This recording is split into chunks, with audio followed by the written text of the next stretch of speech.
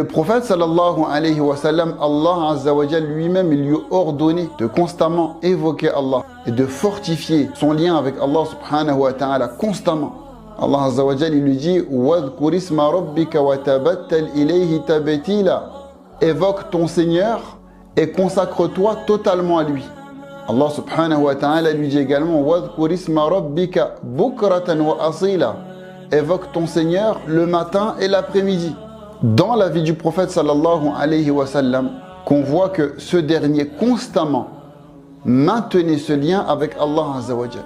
Lorsque Allah subhanahu wa ta'ala lui accorde le bienfait de la nourriture, il finit de manger et il dit Alhamdulillahi alladhi at'amani. Louange à Allah qui m'a accordé cela, qui m'a nourri, qui m'a donné cette nourriture. Lorsqu'il met un vêtement, il dit Alhamdulillahi alladhi kasani. Louange à Allah, celui qui m'a vêtu, qui m'a habillé de ce vêtement.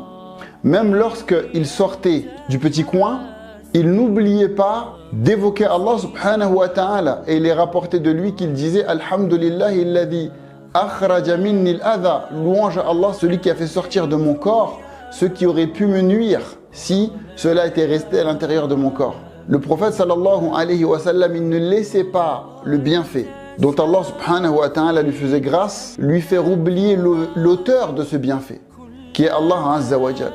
Il ne laissait pas le bienfait le faire oublier le bienfaiteur qui lui a accordé ce bienfait. Aujourd'hui, les gens, ils nagent dans l'argent et ils oublient que c'est Allah subhanahu wa ta'ala qui leur a accordé cet argent-là, qui leur a accordé cette grande maison-là. Donc, ils s'enivrent de par ce bienfait en oubliant d'adorer le bienfaiteur qui leur a accordé ses bienfaits. Et il laisse ses bienfaits les éloigner de ce bienfaiteur, les éloigner d'Allah azza wa jal, en oubliant que le bienfait, c'est une chose sur laquelle nous serons tous interrogés.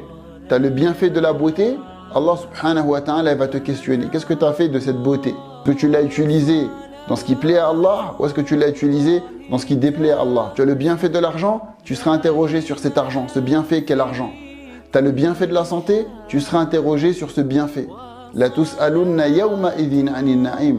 Vous serez interrogé ce jour-là sur les bienfaits qu'Allah subhanahu wa ta'ala vous a accordés.